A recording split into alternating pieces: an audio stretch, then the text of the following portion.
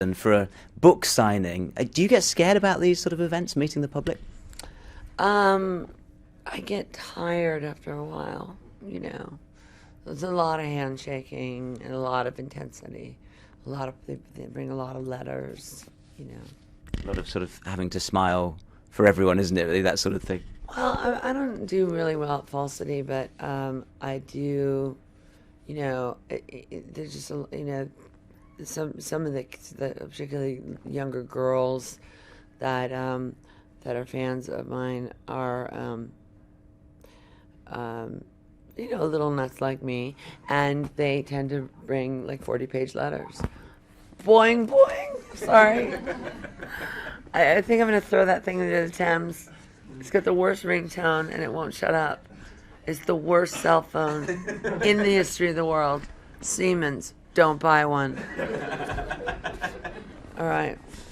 Let's talk about your book then. I mean, what made you, first of all, want to put all of these sort of collective memories and thoughts into a book form and put it out there? Well, I had a great editor named Ava, and she went through about 2 rooms this size. No, not quite this size, but 2 rooms full of diaries, ephemera, photographs, and sort of sorted the sort of best of the best, and kept the tone at a level where it's something, you know, that my daughter can still read and still look at, and kept out so that it's not a kiss and tell. It's not really, you know, name droppy. It's not full of like, and then I went on a date with, you know, movie star X and this happened or whatever. You know what I mean? So it's not the graphic in that kind of way, but I think it tells a story, and it tells a story about how I was raised, my childhood, and my adolescence, but which was spent mostly here in the UK,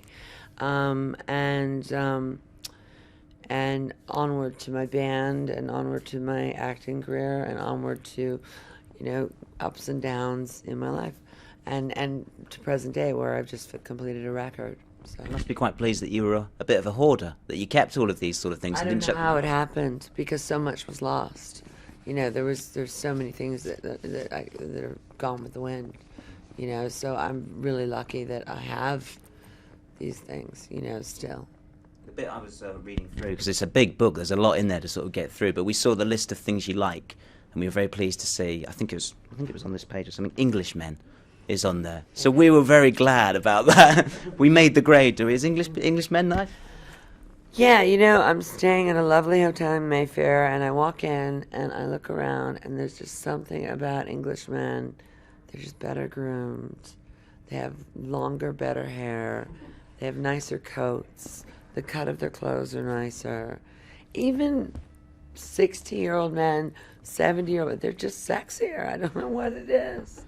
You know, I think a lot of American women believe that, but you know, when you're amongst them, it's like Englishmen from the city are just, they're sexier.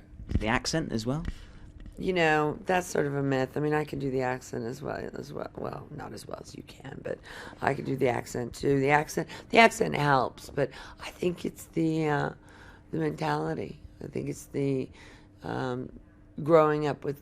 You know, yes, you have horrible tabloids that you get every day, but there's a sense of activism growing up in this country that's not neglected in your educational system, even, you know, normal schools as well as public schools, but normal schools, there's a sense.